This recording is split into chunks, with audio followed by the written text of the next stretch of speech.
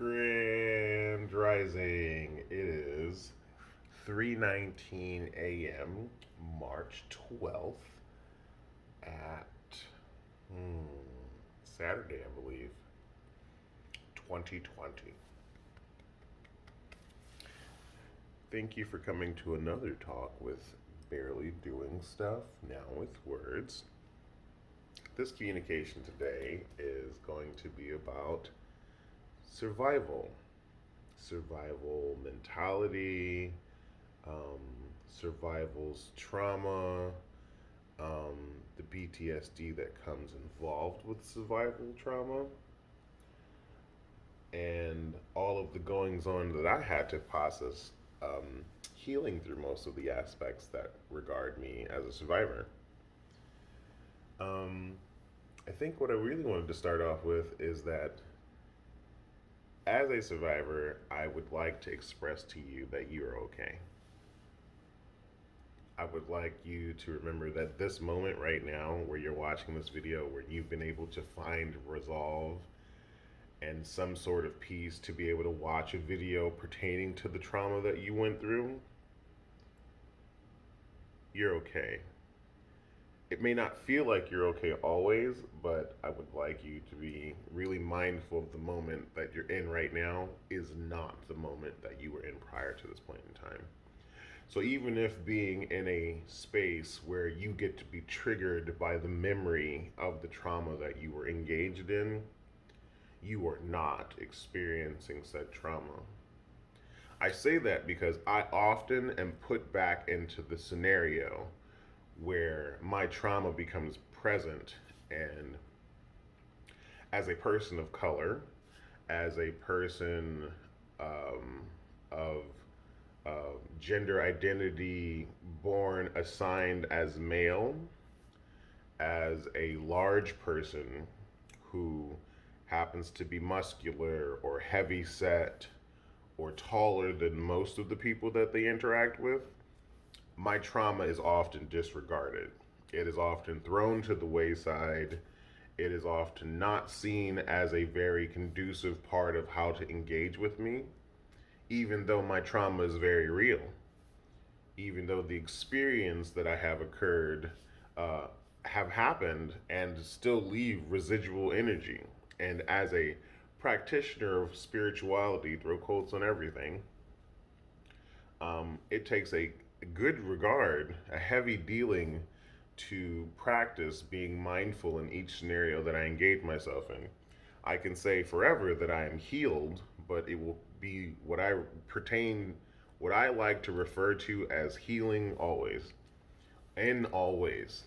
So I tell people to be safe always in always, and that's ALL space WAYS comma ALWAYS. Not to say that you don't understand that, but that's how I communicate to people. And I started saying that because I was safe always, always. As a homeless person, I had to engage in what I thought was unsafe behavior quite frequently, eating out of the garbage, eating unspoiled food, spoiled,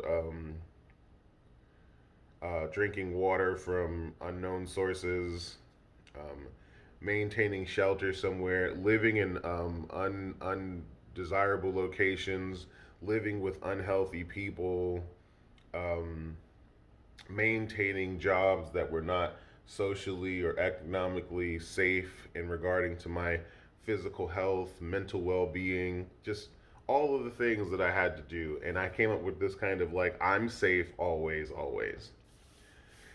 And then I started telling people that if I say that to them, that I was cursing them. And they go, why? I was like, because I really want to die.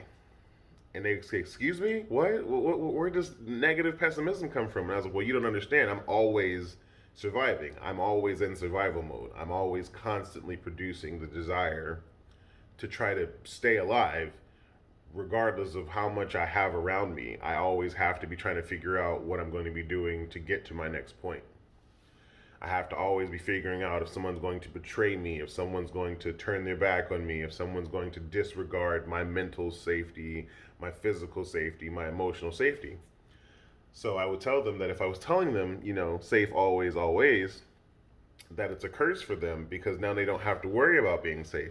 Regardless of what happens to them, like me, nothing would take them down, you know? And I don't think people have really come to terms with what that meant when I was saying it, but I digress because it is still something I live to this day, having the experiences that I have where people disregard how my safety and how it should be regarded is. I currently still face lots of challenges in regard to um, being a survivor. I am I'm a survivor of human trafficking, and I didn't know that until after I stopped. Had some human survivors communicate with me that human trafficking survivors communicate to me what human trafficking was, and yeah, it isn't called that this day specifically, but because I was shuffled around between white families and white properties in regard to working without pay or without proper financial reciprocity, I was shipped essentially back and forth between these families, and my labor, slavery, was used to benefit their land or their house or their garden spaces. Sexual favors and endeavors were used. So this is sex work as well. And again, this is me really healing some stuff. This is me really looking deep into everything. This isn't me saying, "Oh, I just want to pick a couple things and choose to be a victim." I had the trauma. I didn't know why I was having the traumatic responses so intensely. I didn't know what I was experiencing. I didn't know what things were giving me issues. I'm sorry, I just noticed this wasn't pointing at my face at all, but I'm like in a weird position, so it's fine. I didn't know that that was what was causing that. I didn't know that that's why I was having those responses. I had no clue that I had survived human trafficking. I had no idea that I was even a slave to anybody. I didn't understand that I was experiencing indentured servitude. I didn't know that because of my desire or because of my self worth issues and my inability to deem myself worthy of anything other than servitude, and that was the only way I could seek value in myself. I didn't understand that there were people out in the world that would try to use that to their advantage. I didn't know until after I experienced it, and I still didn't know until after someone explained it to me through their experience. So this talk is about survival mentality, survival instinct, survivor trauma, because I would like to express to other people of the POC community that we are very much allowed to have the experience of trauma. We are very much allowed to find safety and security in other people sharing their story. We are very much allowed to share our stories of the trauma that we've experienced, regardless of the shape or form that your body comes in, regardless of how it is perceived by the outside world, regardless of what you had to do to survive.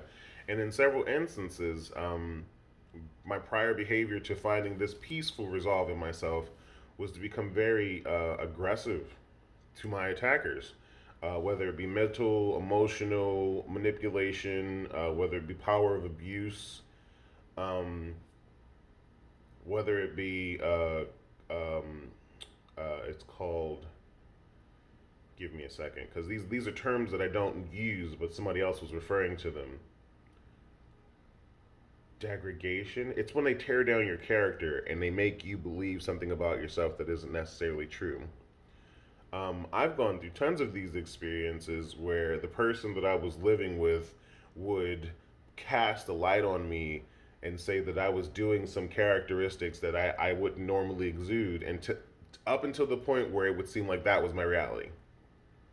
Up until the point where it became my reality, I would become the attacker. I would become the aggressor. I would become their abuser. Up until that point, because this is the condition that I maintain myself in. Environmental manipulation, not allowing certain behaviors, very much. What is it called? It's like my chosen by proxy or something like that. I can't remember how to say the first word, but it's essentially I will continue to create a fail safe in your mental stability or physical stability, and then provide you with what I call help or nature or nurture. Um, yeah, in tons of situations, I would be told that the world was against me, or I couldn't do enough, or that they were there to save me, or that they were there to help me, or they were there to inspire growth in my person, or they were there to um, take me away from something else that was tormenting me, to give me better sanctuary, to tons of stuff. There are tons of situations where people have expressed to me that their goal was to show me a higher elevation in life, a better point of perspective than the life that I had grown up living. And they would do the exact same thing. And these are white people. I don't I I wanna say no, no, it wasn't race based, but it is. It's very much race based. Power of abuse in the situations that I experienced were very much white people taking abuse. They would move me into their houses, onto their land, onto their property, and they would have the gall to spend money lavishly in the beginning and say that this is how much I could be using, this is what I could do, this is the ability that I had to use with it, and then after a while, or after their needs were no longer being satisfied by me, or they got bored, or whatever the case may be, whatever happens to narcissists, they would take back all of the power, all of the finance, all of the financial stability that they incurred was there. They would make resources scarce. Oh no, we don't have enough money. We can't do that. We don't have enough money for your expensive vegan food. You're spending too much money. I was like, but you said that we had this much resource for me to be able to access so that I could do the things that we were discussing and planning. Um,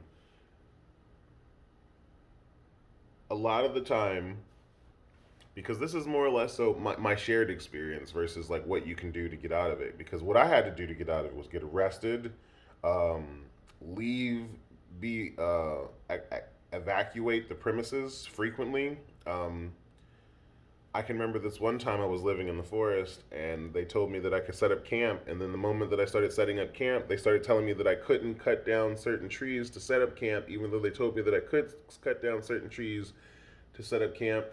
And once I did that, they immediately started telling me that I was like filming to like make them look bad, like I worked for the state or the government or something. I don't know. And there was another situation where I literally built these people a house, and they they basically said that me building them a house was worth $400. And like, I remember trying to be on a phone call with my daughter because it was the first time I had spoken to her in years. And talking to her mother is very finicky, and every excuse in the world not to talk to me after the first time I make any mistake is used and applied against me. And I said, "Hey, could you let her know that I'm on the roof right now, and once I get down off the roof, I'll give her a call back and I'll make sure that I can talk to her." Um, I wasn't able to, I haven't heard from my daughter since then. That was like 2 years ago. To me, it felt like 2 years ago. Maybe it was a year, maybe it was half a year, but it felt like 2 years ago to me. Um, there are lots of situations, because I'm a large person, because I don't have the makeup of a victim. I'm a giant. I don't have the blonde hair, blue eyes, or hazel eyes, or small stature. I don't weigh 120 pounds. I'm not frail. I don't cry at the blink of an eye because of the consistent trauma that I've experienced in my life. Even now, as I talk to you, I'm having gaps in my memory appear because the trauma is really present. I'm either blocking it out, or um, stuttering through fear, or I can't think of what the psychosymptomatic is. But I'm basically not having a good process right now as I'm triggered to try to have this conversation, to try to relay to the world that people of my stature, size, experience in this vessel are left out in the cold. Um, and being as soft-hearted as I am, it always comes from the place of like, oh, well, the universe always has a plan. That's how I've been able to overcome this. The universe always has a plan. Like even experiencing the loss of 10 children. I've had 10 miscarriages in my life, so death is different to me than it is to most people because I see death as a release. Those kids didn't make it into this world because they were suffering inside their mothers. And I'm rubbing my hands right now to self soothe, by the way, um, to show you how uh, the, um, the memory is affecting me. And people will say, oh, well, that's an act and that's you doing behaviors that you've like studied. And I'm like, I don't I don't study how to be traumatized. I'm fucking traumatized. And um yeah, just when I experience things that other people have experienced, it's not regarded the same way. It's not given the same kind of importance, and it's painful. It's painful to recognize that my experience isn't regarded that way. I'm often given labels like hypersexualized when I'm communicating with people flirtatiously. Um,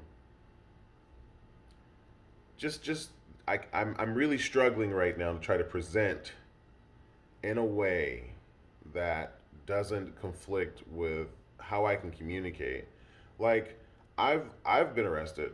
I've been arrested for breaking the door off of a household, for becoming physical with another party, um, and those are the two times that I've been arrested, and they're about 12 years apart in incident. And the first time, one of my daughter's mothers, she professed that she had lost my child, and as a 19-year old, as an 18-year-old, um, having only one child and them having 4 children, and them telling me that they lost my child, I was set on a rage. And that's never the part of the story that's concerning. That's never the part of the story that makes any sense to anyone. The part of the story that is continually reflected is that I broke a door off a household, trying to find my daughter. Because the find the daughter part is very lost in the equation, and I'm a very maternal person because of the lack of maternal emotional space that I was given as a child. So anytime I come across something that I nurture it with everything I have. And the first time I had a child, that was my clone. That was little me. That was everything I could have, everything that I ever wanted. I gave to this darling little being. Um, and I wish them well right now because I have no interaction with them, and I haven't had any interaction with them in 12 years. But the experience is so triggering to me because again I'm having this say so where I'm like, this is what I experienced and no one is taking any regard to how I experienced it. No one is looking at the build up to what happened here, to how it came about that I was enraged to the point where I would want to break a door off a house. um, because the thought is that I should have been mentally stable enough to know that my daughter was in the house, even though they were telling me that they had no wherewithal. The entire family, everyone that I contacted in that family, told me that they couldn't tell me where my daughter was. It was a joke to them. The mother of the mother, the grandmother of my daughter, um, no one would answer my calls from the outside of the door of the house. No one said, your daughter is in the house while I was knocking, um, while I was banging on the door, telling me, where is my daughter? I need to get my daughter. We need to go find them right now. Like, no one, while I was in a rage, had any sense to say, your daughter is inside the house, calm down. It wasn't until after I got the door off of the house, and I mean like the entire frame of a wooden door removed from the brick of a building because I was punching it with my hand very hard at like 2 in the morning to go find my daughter. Um, this isn't a part of the story that's rectified. There was an instance where my son's mother, I only have one son, um, went to visit a family member's house who was very well known for smoking weed.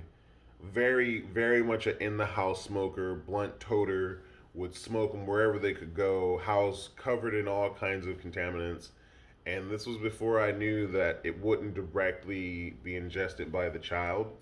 But in our household, I would do things like take my shirt off, wash my body and hands and arms after smoking cigarettes throughout the day. And right after our newborn was born, they went to go visit this family member. And I said, can you please take the baby out of the house in a fear and have them bring you back here and visit in our household so that your family members can visit in our household and they can stay as long as they want in our household without having to be concerned about whether the smoke is going to be in the baby, because I don't want DHS to take the baby from us. I don't want someone to test the baby, do a blood test, and then find marijuana in their system or on their skin, and then take him from us because we're smoking with the baby around. Um, because that's what I was told. I was told that that's what they do. I was told that that's what would happen. So I had this fear, and in order to have this fear not happen, I went into a rage. I got into arguments with the family members. The family members were like, "You're fucking crazy." And I was like, why is it me making the request for you guys to come back to our house where there is no smoke in the environment such a big deal if you guys have a car? If I'm not saying you can't have visitation, if I'm saying please just, respect the boundary that I don't want a baby in a household where you guys smoke, that would be super great if you guys could just visit here at the house where the baby lives. It would be perfect. You don't have to change anything about your visitation time, just where you visit. Like, just don't take the baby from this house to the environment where there could be danger.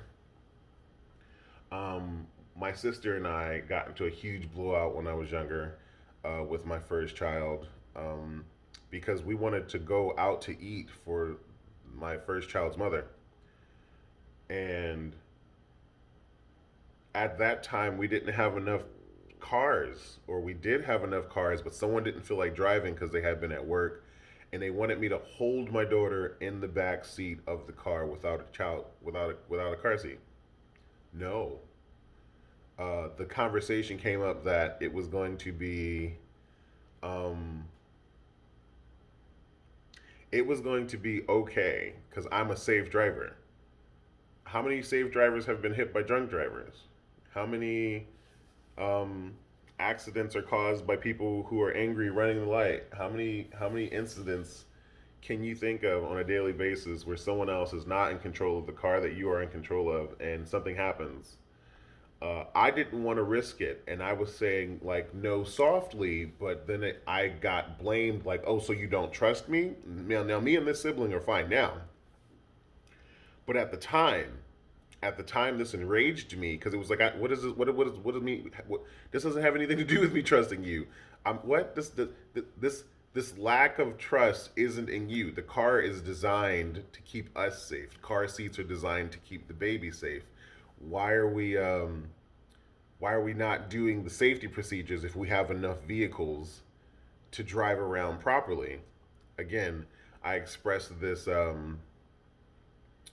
If I had been a small person with a small frame and a quaint voice crying, rather than a large person crying and making the same claims with my body and my voice, that it might have been taken differently. The facility that I live in, I have been affronted several times by white people, um, and the facilitators are white. And I still live here as of currently, and the person that has affronted me the most still lives here. Has been very aggressive, has approached me with violence, as far as like violent behavior, like walking towards me aggressively, very violent language, very violent gestures. And I've expressed this, but I've also expressed like I understand that they may be going through something, and continually the same experience is said like, oh, this person has mental disorders. It's perfectly fine for them to be aggressive and assaultive, and um, yeah, if you could just stay away from them, yeah, if you could just not interact with them, if you could just not participate whenever they do something like that, that would be super helpful. Um, I'm still under legal litigation, so I can't really talk about the situation that got me arrested recently, but there were several instances in that relationship that had me feeling like you told me I could trust you, and you sit here and do this behavior that is very clearly not trustworthy behavior. Regardless of how they wanted to interpret it, trust has like one meaning and the truth has a different meaning. And when you tell me that a truth and trust are different than they're defined, I don't understand. I never know how to engage in this type of thing. So I've got a lot of trauma and experience with being misused, misaligned, and abused. So I tend to stay to myself very frequently. I tend to trust myself more frequently than not when it comes to regards to how a person is going to behave. In a staff meeting the other day, I was expressing to one of my coworkers who was having an issue with another coworker, and it came up like, well, what do they want me to do? You know, well, why are they asking me to change so much of myself? Like, I just want him to understand. I'm gonna readjust. What I would just want them to understand that I'm not like them. And I said, I listen, I'm gonna give you this thing that I learned after being arrested, after experiencing people misuse me and misabuse me, is I don't expect anyone to act like me anymore. I'm crazy. I'm crazy to a lot of people, and no one is going to behave like me. No one is going to do the spiritual things that I do. No one's going to regard themselves in the way that I regard myself. No one is going to practice spiritual practices the way that I practice them. No one is going to take accountability the way that I take accountability, regardless if they do take accountability or not. It won't be the exact same mannerism that I do it in. No one is going to regard my safety as important as I regard my safety. Um, and he looked flabbergasted. I was like, yeah, I'm me, and when I engage with people, I expect them to be them, and this saves me a lot of drama. It saves me so much drama. It saves me so much heartbreak. It saves me so much pain. It saves me suffering because I no longer expect anyone to act like me. And that took getting arrested. That took getting kidnapped and taken to the beach and told to kill a homeless person. That took being told that I should be abusing my partner after they were abused for 20 years. Um, that took um, being told that I should live somewhere where people will constantly abuse me and have 35 dogs running around me, regardless of how I feel. That took being told I should be abused by a woman who doesn't want to leave her abusive husband but wants to have other relationships and live in the forest like a fairy. It's constant. It's been constant. If I stopped to give myself the space to engage in behaviors like these people behaved in them, I was always the worst out. I was always told I was crazy. I literally got told I was crazy by having a conversation where I said all sex workers aren't drugged and raped into sex work. There are people who choose sex work. I have friends who are sex workers by a woman who, in the, I don't know, I guess early 90s or 80s, was like one of the, you know, I don't know, I guess I would call them like, what do they call them? Transporters, transpoders. Like you travel the world doing everything you want to do, go to Europe, fuck all the people, Vonder sex, you gender identity, non-binary, just whatever they wanted. But like they couldn't understand that not everyone in the sex working field was kidnapped in or drugged in or, and this was like just before COVID. And I was like, what are you talking about? I have so many friends who make so much money um, by choosing to engage in sexual behaviors because they wanted and choose. They like, not all of them have been raped. Like there are more people who don't do sex work who have been raped than people who have are in sex work who have been raped. Um, and I don't know. Like my perspective has always been, as a person surviving all of the scenarios that I survive, is that what I really get from the rest of the world is that I don't matter. That's my constant experience. Like even for my siblings, even for my family, even after all the healing, even after all the, me making adjustments so that other people can feel comfortable around me not bringing up topic matters that make them feel bad, like my mother molesting me and touching me in a way that I tell her not to touch me in. My family still doesn't handle that conversation very well. Um, Being attacked by my father with a pair of scissors, told that I was a demon because I had bangs and I wanted to grow locks in the front of my head. Um, these these scenarios are not looked at as, oh yeah, you have trauma. It's yeah, just get over it. Yeah, you're just blowing it out of proportion. No, those feelings aren't valid. Those aren't things you should engage in. And so the healthy things that I have been doing in regard to healing this particular process is acknowledging my feelings, acknowledging my stories, acknowledging my spirit, acknowledging that I've had moments where I have been uncomfortable, um, where I have been abused, where I don't feel um, victim's remorse for my abuser. I'm not, like, again, I'm still getting bills from people and places that told me that they would take care of them, and then they didn't take care of them because of their our breaking up, our uh, detachment of relationships. But the agreement was that they would take care of the bill while it was happening. I'm still getting those, like, years after the breakup. I'm still in situations where people say, "Oh, you have financial obligations to your children." I would love to be a part of my children's life. So whenever we come across these situations where we're talking about my kids and you see that I don't have them, it isn't because I don't want to have them. It is because every time I try to engage with a person who has my child, I am told to fuck off. Every single time. And in no regard is that what I want out of that relationship. I would love to be in an engaging relationship with my children. I would love to let them know that I love them. I would love to be able to hear their voices. I would love to be able to talk to them. I would love them to be like, oh, well, my dad's a piece of shit. At least he calls. My dad's a piece of whatever. At least he's trying to talk to me. At least every week they make an attempt to make contact to me. They make video calls with me. We talk about something. Not that my dad can't give me anything financially because the world has told me that I'm only supposed to get money from my dad. Mm-mm. I would love to be a part of my children's lives, but that's not how I am offered that space. And that's hard. That's very hard for me because, again, I'm a very maternal person. Um, I take care of cats like they're mine, I take care of dogs like they're mine. Everything that becomes a part of my life becomes a part of what I would consider my pack.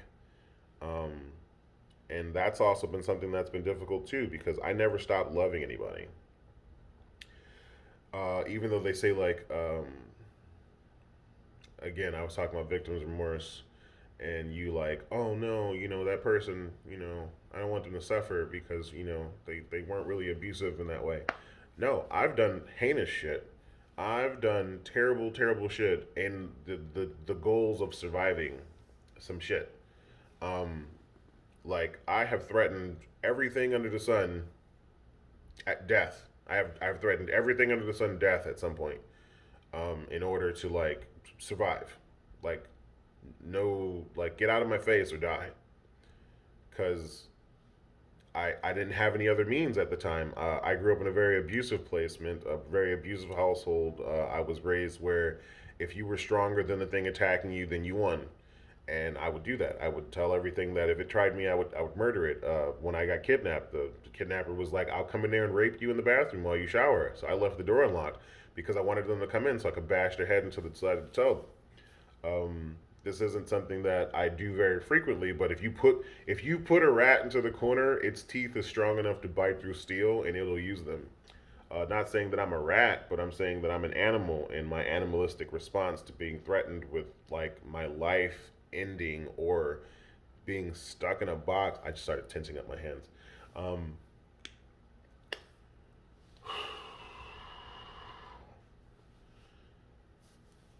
because I get triggered, and I acknowledge that I get triggered, but I've learned deep breathing. I've learned to place that energy elsewhere, to let it go, rather than hold on to it, rather than fester onto it, rather than say, I'm a victim, I've suffered some trauma, and I've got to, like, if I don't present it to the world in such a way that makes me seem like I'm the only one that suffered some shit, I'm going to suffer more. No, I went through some shit and it was terrible and it sucked. But also, like, I did some shit and it was terrible and it sucked. And I wouldn't choose to do that again. I wouldn't. It made no sense to do it at the time. I could have just walked away from every single one of these scenarios. And that's what I've been doing recently. So I don't have a lot of like relationships with people because everyone, if they don't deal with the trauma in their own lives, is slightly abusive. Um, and I'm saying slightly as like a misnomer. I'm underselling the slightly. Everyone is abusive and manipulative if they don't address their trauma in their life. Everyone is very controlling.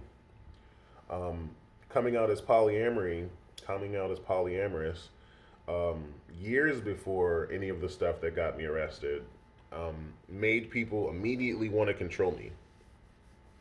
They would say stuff like, "Oh, that's cheating," even though I would say I'm polyamorous. um, even though I would say, this is how I love. This is the expression that I have. This is who I am as a person. Um, they would tell me that, oh, they just didn't want anyone to have anything that was theirs. I'm a person. You can't own me. That's not. That's weird. Slavery was. It's not. No. um, in a lot of regard, I, as a person who has had a bunch of experiences, thank you for listening, by the way. It's been like 30 minutes. Um, have had these experiences where, you know, again, I am told that being the survivor that I am, like I sleep on the floor. And I was recently, and I'm in this place, and they said you can't sleep on the floor because this isn't some kind of punishment. And I was like, it's more punishment for me to sleep on a bed that doesn't fit me. It's more punishment for me to sleep on a twin size bed at 6'5", weighing 300 pounds, on a frame that keeps bending. And I didn't want to break anymore. I cracked my knuckles out of frustration because, like, I was saying a thing, and as I was saying it, they were dismissing it. I'd rather sleep on the floor because the floor won't break. Um, and they're like, "Oh, you're not a rat. You don't need to sleep in a pile." Pillows and blankets are really soft, actually, and they don't break on the floor. Um, they don't come apart. They don't crink or crinkle or make you feel like you're fat, because the frame is built for someone who weighs 165 pounds. If you look up the size of those frames and look up their weight capacity, it's like 200 pounds plus. I'm 300 pounds all the time, given. And they were like, "Oh, well, we could adjust it by putting a board under it, which would make more noise and give me less comfort." I'd rather just sleep on the floor. It doesn't do any of the stuff that the bed does, and I'm okay. I'm okay. Um, but again, I've slept outside a lot, so I find comfort on the ground. I will sleep on the ground frequently. Let me fall. If I'm comfortable in someone's house, I won't just like kick up on their couch. I'll like stretch out on the floor like a cat or a dog. And then like you put yourself in these placements of animals very frequently. I was like, yeah, yeah, because they're very trusting and forgiving.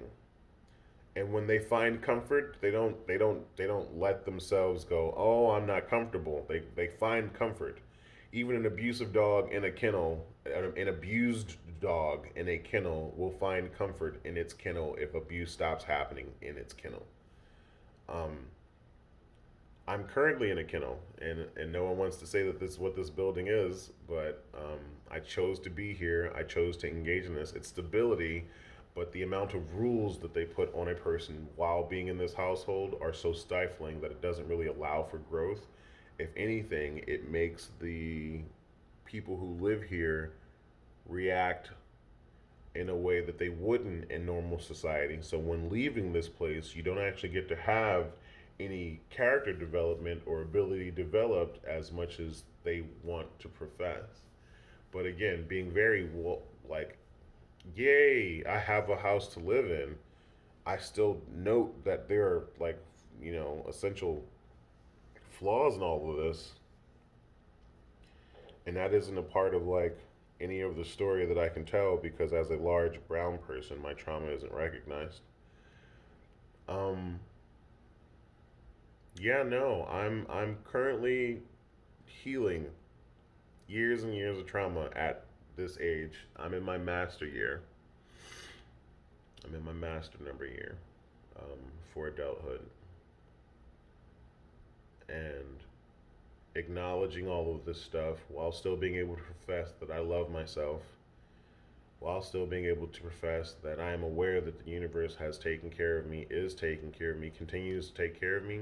This platform, being able to speak out like this, being able to talk about my trauma, this part has been the most beneficial. This part has been extremely cathartic in regards to what healing looks like to me. Giving myself a voice, giving myself the ability to communicate about something that has been absolutely painful for me, regardless of how many people decide to hear it or not. Giving myself space to have unadulterated content um, that doesn't that isn't controlled by who enjoys it and who thinks it's true or who thinks it's real. Just me sharing my story is it's one of the biggest eye-opening experiences to me that give me space to play with what it means to be free, what it means to know that I'm no longer surviving. Um, I'm playing with an anklet as I fidget because, um, crying doesn't look the same for me as it does in everyone else. I normally cry when I'm angry, so you hear my nose running. There's some tears welling up, but I haven't let the tears out, so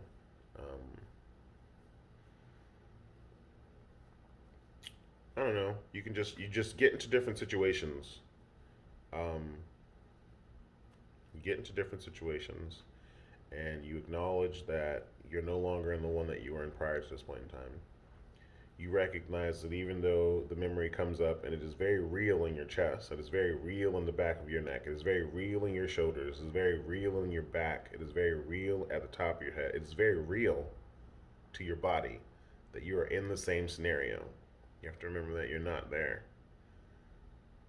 that you're not reliving another moment, that you're not having the same experience as once was given to you, that you once chose to be in. You're choosing now to live with like value. You're choosing now to see value in yourself. You're not letting anyone determine what your value is based upon how they experienced values in their life.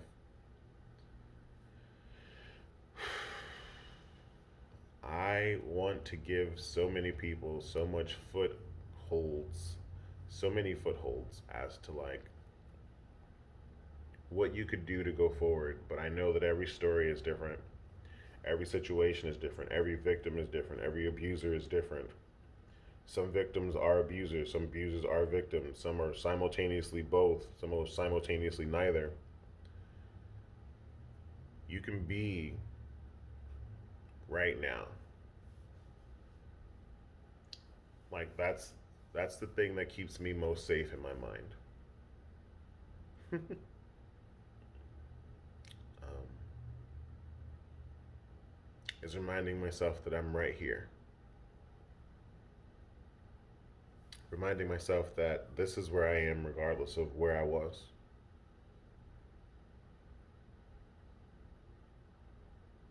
Reminding myself that I no longer have to lower my own vibration. No longer do I have to accept anger as an outlet.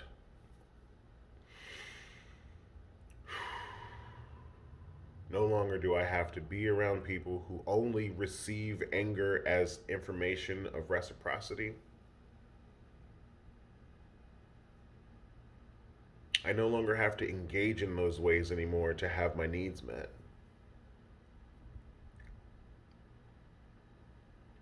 And that's very important to me as someone who is soft spoken, who is very maternal, to be able to live in my feminine energy, regardless of whether I choose to be feminine or female or whatever the case may be. To be able to choose to live in my feminine energy without having to be confronted continuously without toxic masculinity, regardless if it's coming from a male or a female body, regardless if it's coming from a gender neutral person or not. I am safe and I don't have to attack in order to protect any longer. As a survivor, I'm grateful for that. I'm grateful for that. Um, I'm picking. I just started picking a nail. I'm going to stop picking it. Put my hands apart. I'm grateful because I started crying, so I started distracting myself from the crying because that's what happens. My brain has to try to rectify it immediately because crying doesn't get me anywhere. Crying has never gotten me empathy. Crying has never gotten me solace. Crying has never gotten me comfort. And that's what crying is supposed to do. It's a sign to the world to say, hey, I'm suffering right now and I would like softer treatment. Crying has gotten me teased. I have had a squadron of cops laugh at me for crying after having a mental breakdown after my mother chose my sister over me in an argument whether I should have my child in a car safely or not. The argument was, that's my daughter. Stop arguing with my daughter. Um, I said, what about me? I'm your son. This is my child and we're talking about. And you don't care about me or my child. You care about not having to drive your car when you could have just driven your car behind us. There's so many things that could be traumatic to so many people. You never know what someone is battling through. You never know what incidents. Um, I constantly face people who like to remind me that they have been physically assaulted or molested. So many people tell me the truth of their lives when experiencing um, relationships with them, regardless if they're dating, regardless of anything. They tell me that they have been assaulted or molested, and it is my responsibility as a male-bodied person to know that because I look like their abuser.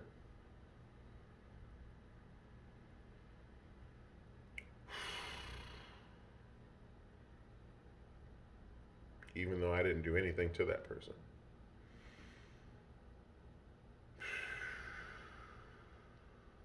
Even though all I did was offer them love.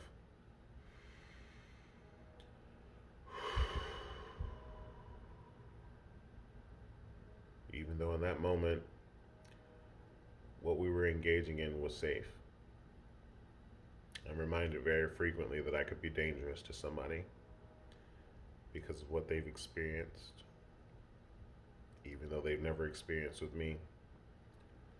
Um, in that regard, I like to argue that the sky is very dangerous because things fall out of it all the time, but people still go outside.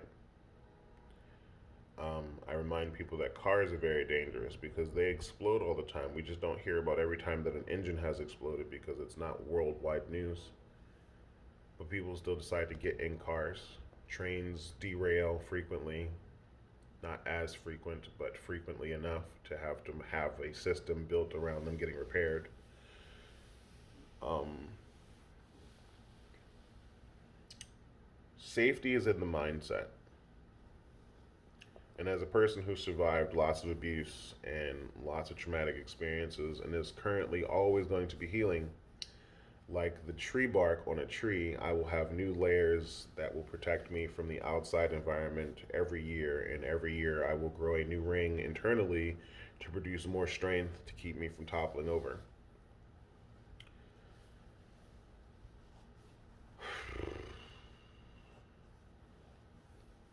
Safety is a mindset.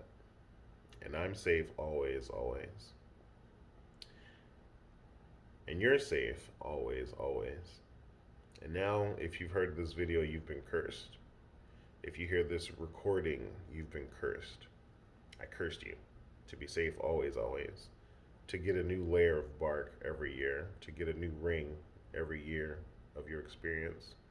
To continue to get stronger and more proficient at life. To remember that you're right here. I'm picking again.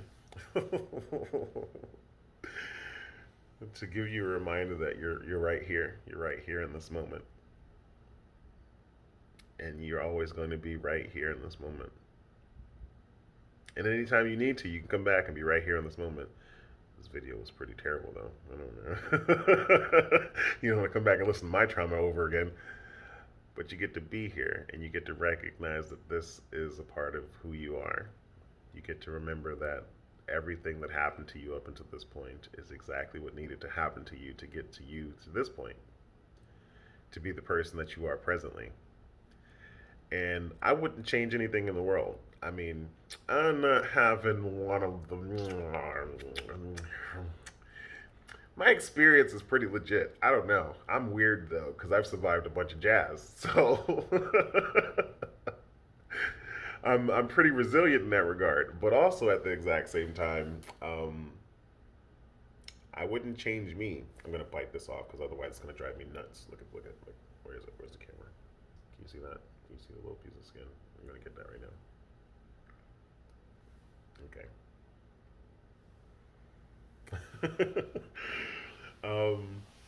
Yeah, I just ate a little piece of myself. Eat me. I wouldn't change any of me. I wouldn't change any of who I've become. I'm so much for so many people. Scar tissue. Um, I wouldn't change any of who I am or why I get to be that way. Um, I wouldn't change any of why I'm the way I am. Yeah, it was super unpleasurable in a lot of those experiences. You know, having my kids kidnapped from me, having someone tell me that I wasn't the family that they wanted so they can go to the family that abused them. To be told that I wasn't enough to be a dad. Um, that if black people didn't act the way black people acted, then white people would like us more. To be told that I'm acting just like someone's abusive husband, even though I never did any of the stuff that the abusive husband did. To be told a bunch of things. To be told that I'm not a good son based upon what measurement? You never had a son. Um, on what measurement your first son like went to jail and sold drugs? I don't do that. Um, to be told I'm not a good sibling because of why? Because I don't argue with you, because I don't drink with you, because we don't go out and party. What is a good measurement to be a good sibling? I'm not a good nephew because why? I don't visit you because you're angry and every time I come around you tell me angry stories or you abuse me or you scalp my head with clippers. What makes a good measurement for what is good for someone else when what's good for someone else is hurtful to someone else? Um, to an adjacent party. I remind myself that I'm here right now in this moment. I remind myself that this survived. That this is the being that they tried to take down, the being that is filled with love. But also, I remind the rest of the world when interacting with me, I'm like evil. And they go, no, you're so nice. You have such a, you're so nice. And I go, no, I was raised by really terrible shit. I had to survive a lot of shit, like terrible, nasty, not cool stuff. And so, like, by default, I have like a base level program of murderous intent and destructive ability, and like will hurt you if you try. And then for some reason, for some small reason, it's always like a really small reason, as I put my fingers to the camera. When I tell someone that I'm dangerous, they go, no, not you. And then they start trying to see what dangerous looks like out of me. And then they never like the results that they get if I ever let them out. So, everyone, hear this. Hear this from the person on the camera, on the microphone. All of us are dangerous. Okay, psychology says in a lot of ways, um, as I'm explaining it, that there is a thin line between what makes you okay and what makes you a sociopath slash psychopath. And murderous intent happens in all of us all the time. Morals, which are chosen by us individually or taught to us as individuals, keep us from murdering everything. Cats are like the most honest creatures in existence because 85% of the things that they catch die for no reason. None. They just chew them and kill them and then leave whatever they don't want there alive, and then it dies later. All cats. All cats. And that kind of honesty is the honesty I want in my life. If you're a murderer and you have intent to go hurt people, go sign up for the military. Apparently, they like murdering people. It's legal there. Sign up to be a cop, especially if you're white, because you guys can murder and kill anything. Yeah, it got a little political at the end, but that's my experience. So, you want me to have a different experience, change it. As of right now, though, yeah, I just remind myself that I survived and that I'm dangerous as well as the party that I'm engaging with is dangerous. And if I don't want either of us to want to be dangerous to one another and they start acting, incurring any kind of behavior that's dangerous, I just walk away. And those are the moments that I normally cry in because, like, my body is saying, you are bigger than them and you are stronger and faster than most people expect you to be, and you could kill them. You could hurt them the way that they're trying to hurt you right now. And I don't. Because every time I do, I go to jail. So that's my lesson for you.